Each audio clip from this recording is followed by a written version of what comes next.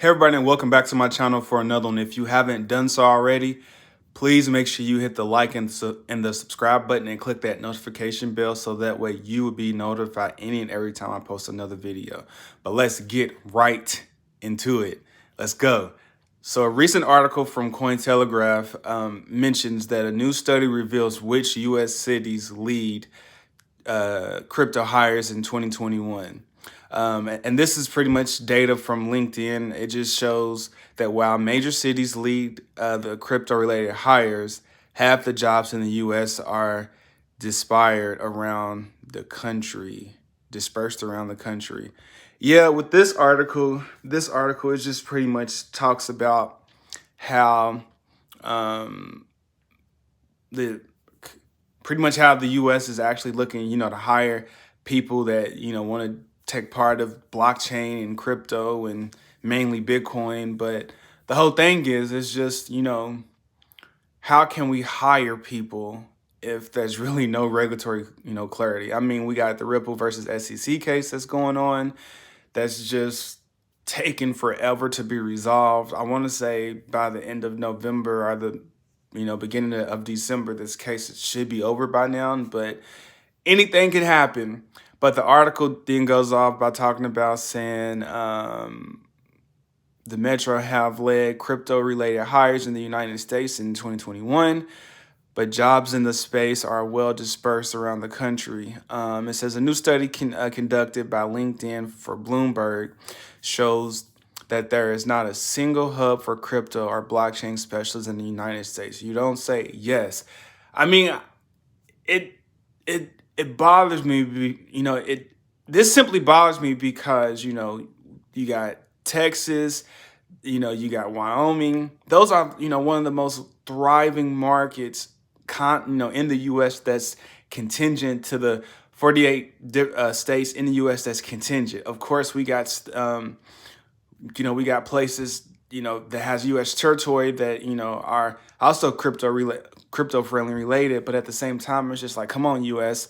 For the 48 states that are contingent to each other, when are we finally going to, excluding Texas and Wyoming, just when are we going to actually have better clarity and actually hiring people? But I was pretty surprised when they talked about, these three states that I'm about to mention. It says here, LinkedIn members in the U.S. who listed a new job in the first 9 months of the year that matched keywords crypto, blockchain, Bitcoin, ETH are solidarily unveiled that about 53% of crypto jobs are dispersed across the country in small chunks. Okay, we knew that. As crypto and blockchain, I don't know why it was worded that way. I mean, that was a weird and oddly worded sentence. Sorry. As crypto and blockchain stands at the intersection of finance and technology, traditional finance hub New York and tech hub San Francisco, unsurprisingly led the pack.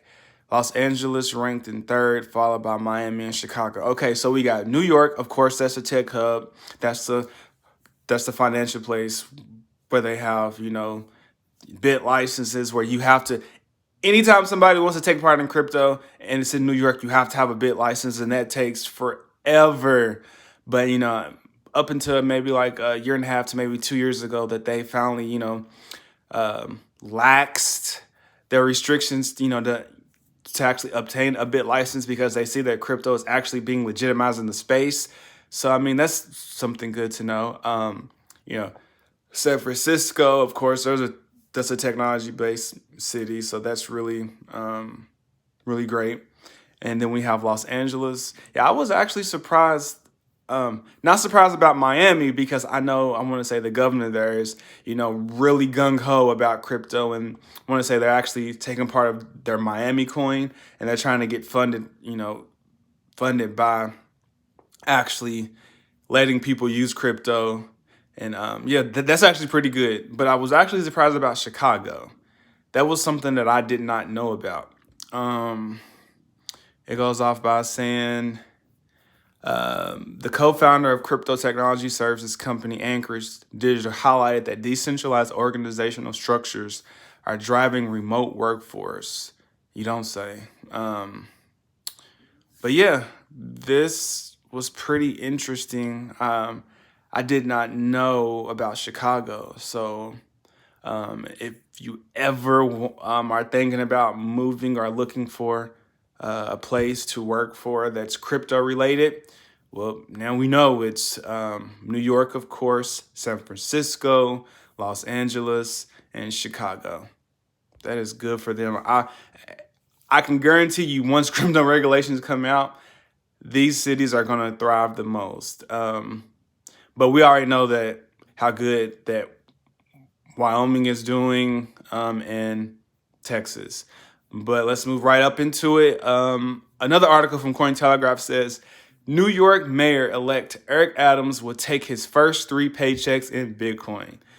You know what? I'm not even gonna lie. This makes me super excited because if you have a top person in the government, the governor, of course, who's actually saying, hey, I'm going to show you how good Bitcoin is. Bitcoin is not necessarily bad. Just because you have those, 2, 3%, 4%, 5% people that's actually doing horrible things with Bitcoin, those are the same people can actually do horrible things with the US dollar. So it's just like, you can't pick and choose what Bitcoin stands for and not pick and choose what USD is, for, you know what I'm saying? So it's like, you can't say, oh, the US dollar, you can pay X amount and do good things with it, and then not say Bitcoin, oh, that's for like hackers and on the black market. No, you can use the US dollar on the black market just like you can use Bitcoin on the black market. Like that doesn't make sense. People like to search the good in something that they want to see the good in, but people can also try to search the bad and say, oh, well, Bitcoin stands for this. We as humans tend not to we as humans tend not to understand that just because there's something out there that's new and that could possibly overtake the US dollar does not mean that it's bad. And that's what we as humans don't understand. We always try to put negative feelings and negative connotations towards things that we don't get. And that's something that we as humans have to actually understand and actually open our eyes to and say, hey, there's something new. Let's try to embrace it versus trying to actually fight it and say, no, this is, for bad hackers. But anyways, that's just my thought on it.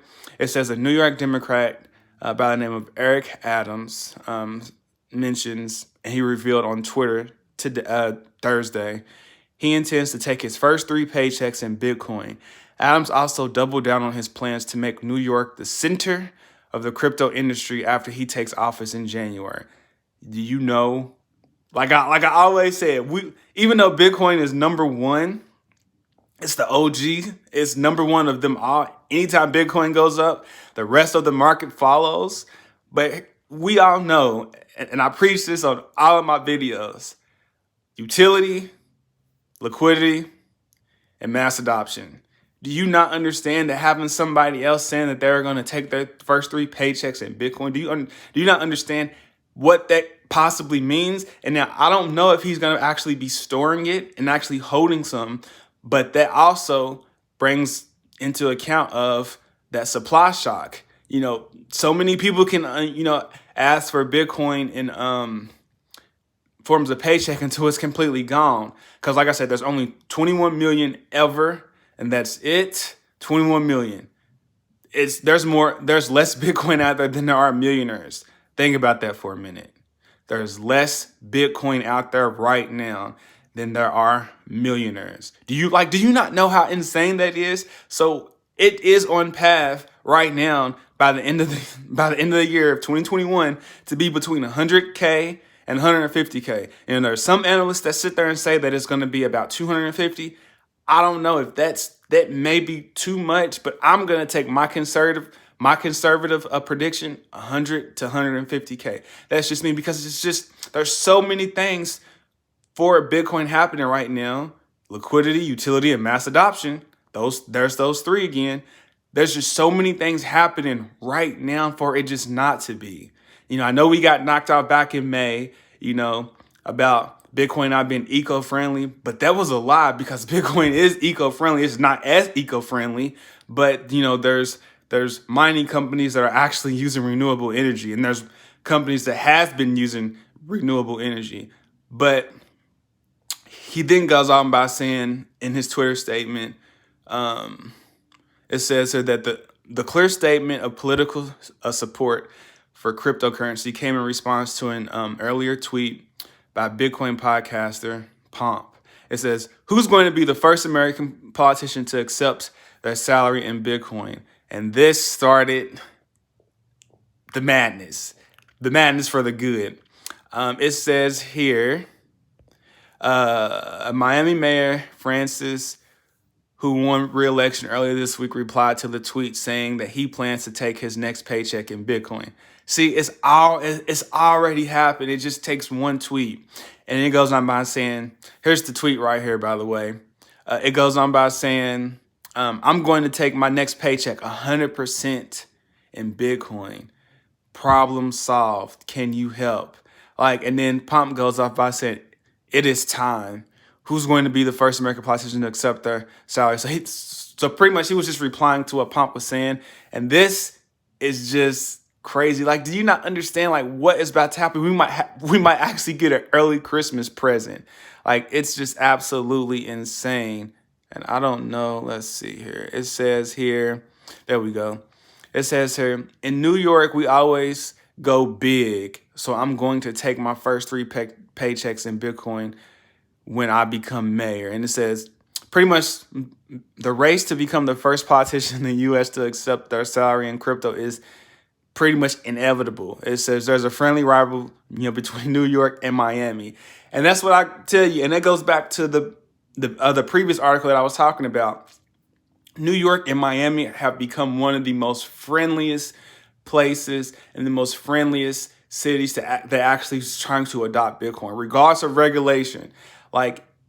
Do you not know, if people would just move, if people could actually just pick up and move to New York and Miami because of those 2 places, these cities are going to thrive once real regulatory clarity comes out and it actually lets the people pick and choose its winners versus the actual SEC or the U.S. government picking and choosing winners. Once this happens, it's just going to be absolutely insane. This is really good for them. The race to become the first politician. And then that way, and then, people talk behind closed doors. So, of course, they're politicians. And of course, they have other buddies in higher places and big financial institutions. I could only imagine what's going on behind closed doors. And then, them telling their friends, oh, I think you should get into Bitcoin, or, oh, I think you should get into this coin. And their friends, they're not just, oh, they have $50 here. I mean, there's nothing wrong with the whole paying $50. People do it all the time.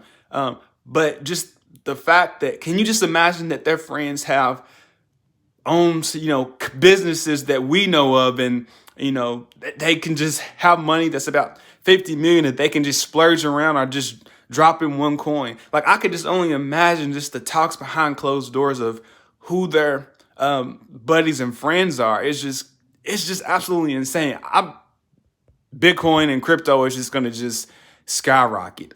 That's just how it is, because you can't have. So here's the thing: when you have millionaire friends or billionaire friends, there's always going to be a competition of who's going to make the most money, who can collect the most Bitcoin, who can collect the most crypto. There's always that type of competition going on. And I can guarantee you that this friendly rival is going to be the spark of all the other rivals, because I don't know if they're close buddies or if they're close friends, but just this friendly Twitter rival of who can get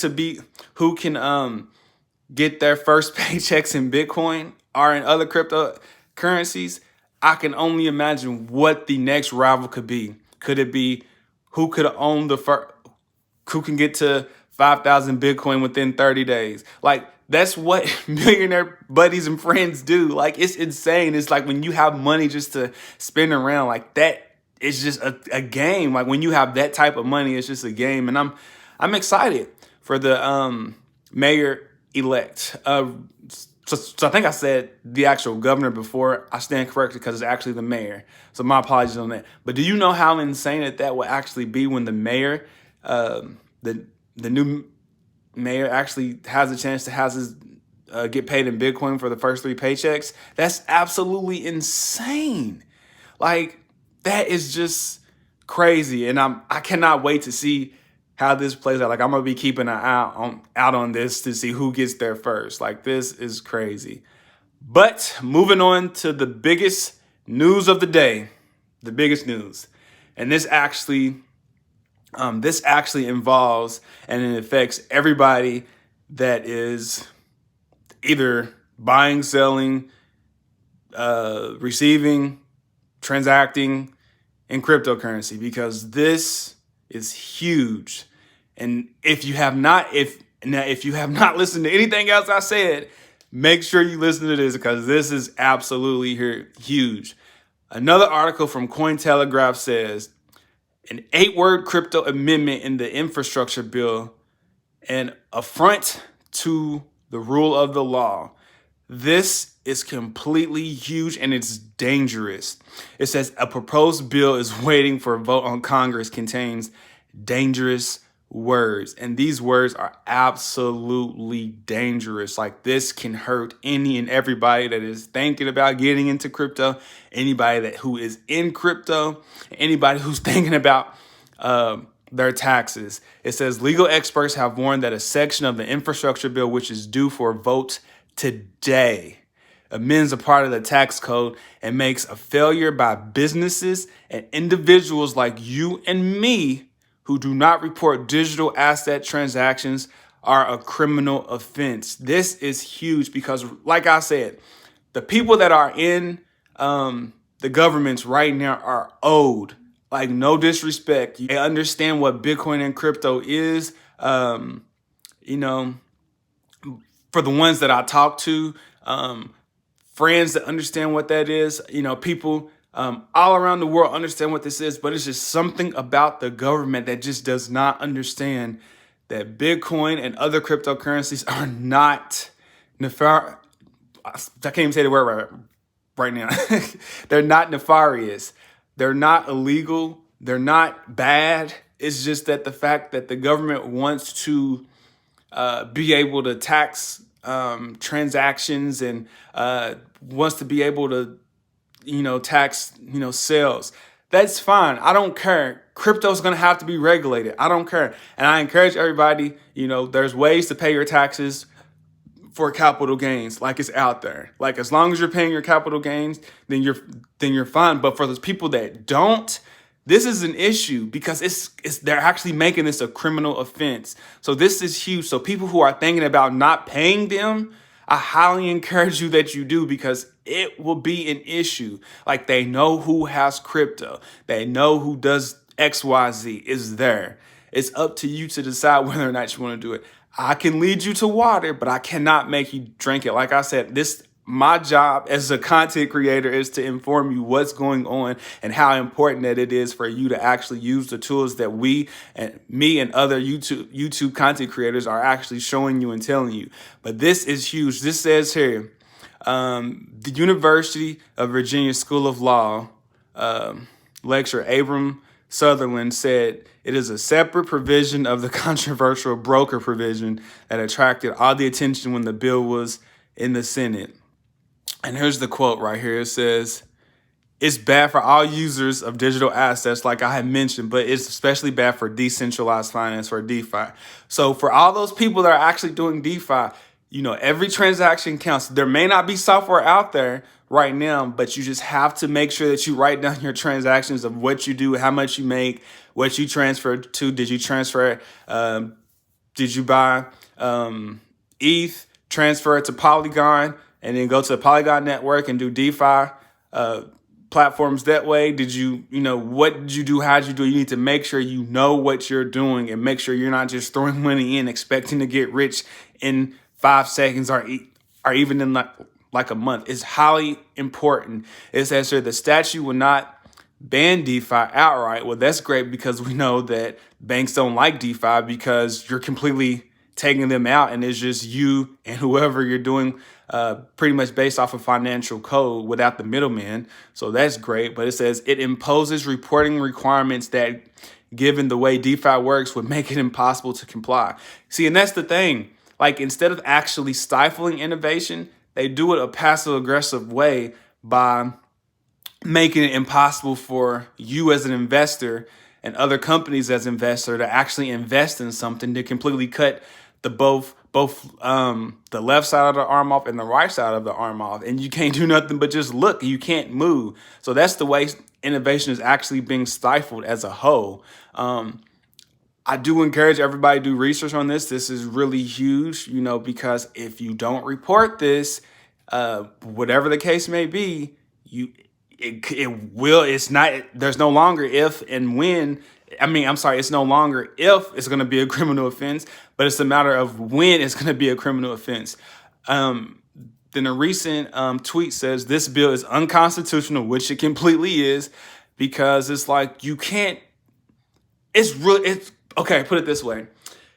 This is equivalent to the SEC asking Ripple to give them every transaction so they can see whether or not the XRP was bought, sold, or marketed as a security. Well, guess what Ripple did? Ripple actually sent them 3,000 transactions, and the SEC said, there's no way possible that we can look at this. Well, this is what you wanted. So then the SEC said, okay, well, we're going to have to push these down to just a few pages. So just by that simple reaction that the SEC gave Ripple, it's just impossible for anybody in the DeFi space to actually record every single thing. But they're going to try to say, well, no, if you did this, then there's a way for you to actually record it and actually put it on your taxes. I personally don't see if there's a way. I could only tell you to do your research. I'm not a financial tax advisor. I'm not a financial crypto tax advisor.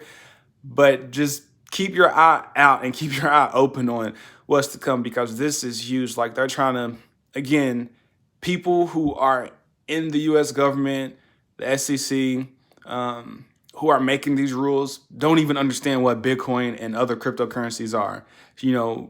Do I feel like we need to get some younger people like myself in office? Do I feel like we need to get some younger people who are at least between the age of 28 and 42 in there? Yes.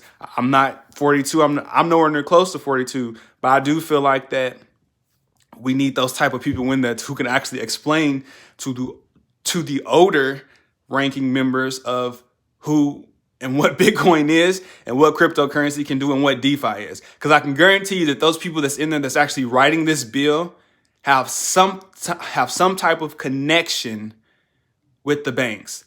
It's just, that's just the way it is.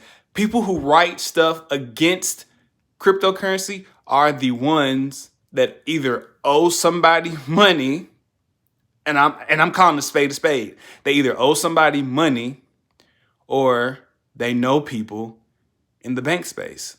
Because you have this whole digital revolution coming, and it's coming head on, and you're trying to stop it. This is a passive aggressive way of saying, hey, we don't want to stifle innovation. We don't want to stop DeFi, but we're still going to stop DeFi by writing rules to make it damn near impossible for you as an investor, and yes, I'm pointing my finger, you as an investor, to actually write down those transactions. There's just no way. This is unconstitutional. It's not right. This bill is going to be looked at today. Today is Friday. I made sure that I'm doing this video for you today so you can know, so you can keep your eyes out and watch to make sure that this gets passed or not, because it's possible that it can. But just keep your eyes out. And just be careful, and please make sure you're writing your transactions down. It says it has to be reviewed, and yeah, that is the big news. Like, that is absolutely insane to me. It's just, it then goes off by saying the amendment to section 6050I is part of the infrastructure bill, which that sucks, which is scheduled to come into the vote in the House of Representatives today.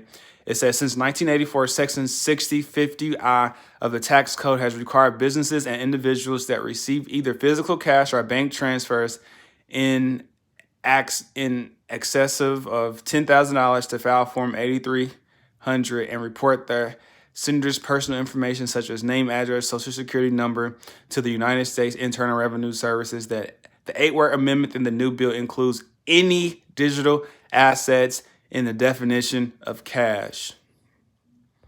See, I get it. I totally get it. It's just that the fact that the way that they're doing it is not, they're going about it the wrong way, if you ask me.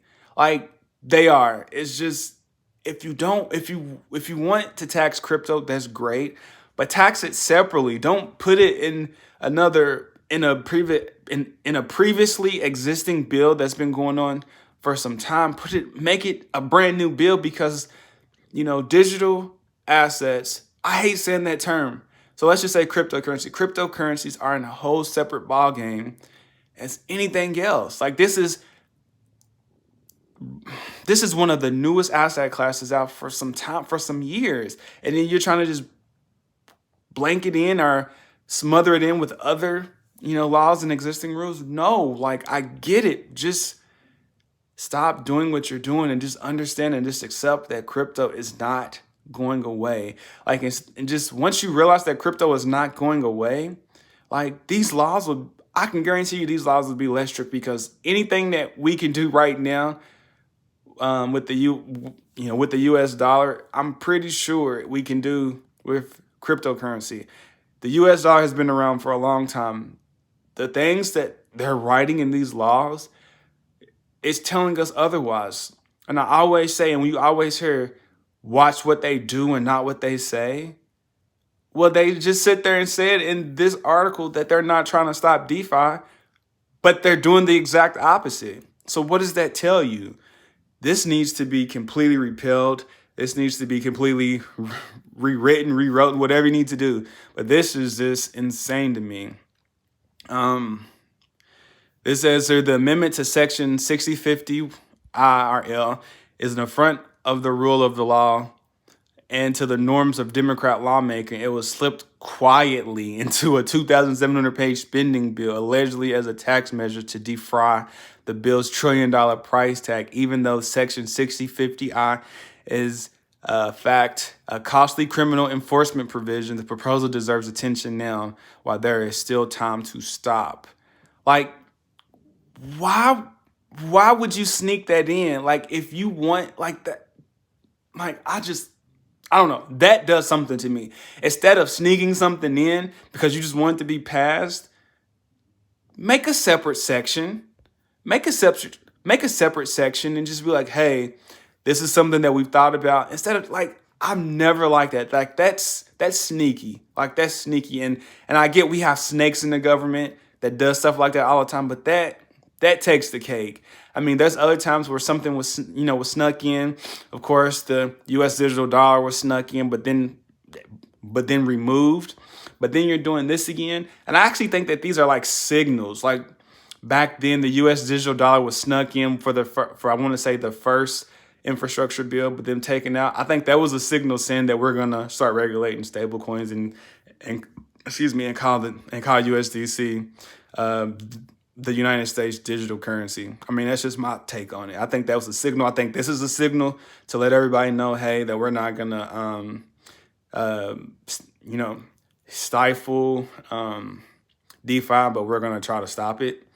So it's just like whatever. But I think this is a signal to let people know that they know crypto is here to stay, but at the same time, they're going to try to stop it anyways. It's like you can't stop a 150 mile an hour train by just standing in front of it, because it's still going to keep going. Like, you can try to stop it, but you can't. So yeah, we need people in office that actually understand what crypto is and how that it's not always trying to be illegal. I mean, but that's just my take on it. But that was the big news for today.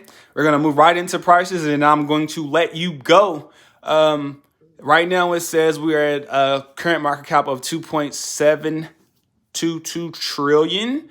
Like I always tell people, Once we get to that 3 trillion market cap, it's going to go through the roof. And I have a feeling that's going to be here really soon with all these new regulations that's coming out. You know, there's always, anytime Bitcoin goes up, there's always some type of FUD that's going to try to drop it.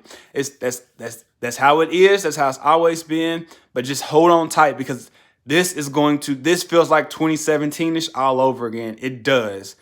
We have Bitcoin at 61,655. We got Ethereum at 4,509. We got Binance Coin at $603. We got Solana at $239. We got Cardano at $199. We got XRP at $1.18. We got Polkadot at $52.41. Dogecoin at 26 cents. We got, and Shiba Inu coming up in the number 11 spot. Please, please, please, everybody. This was some big news that we talked about recently about the tax infrastructure bill with it being a criminal offense. Please keep your eyes open to what's going on.